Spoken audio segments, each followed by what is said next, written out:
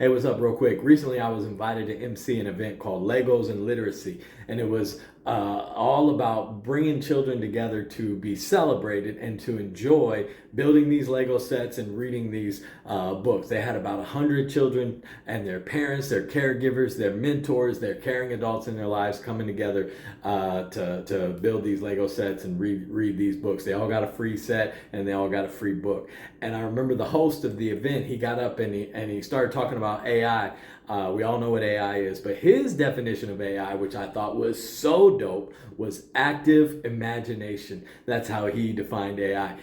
This day was about activating your imagination. And so we gave them these kits so they could have time to build these Lego sets. And what I pointed out to them as we were handing out the Lego sets was that all of the Lego sets came with very specific instructions on what you were to do with each one of those blocks in order to build that set, in order to create that structure, that car, right? And I said, yes, if that's what you want to do, have fun with that, enjoy building that. But I also challenge you to, if you see something that you want to build in your head, if you imagine something different, have fun and build that too. The definition of imagination for me is the ability to see beyond the obvious. And that imagination muscle is just that. It's a muscle. And the more you exercise it, the stronger it becomes. So I said, yes, build the Lego set how the instructions tell you to, or not. You can toss those instructions and just have fun building something that you see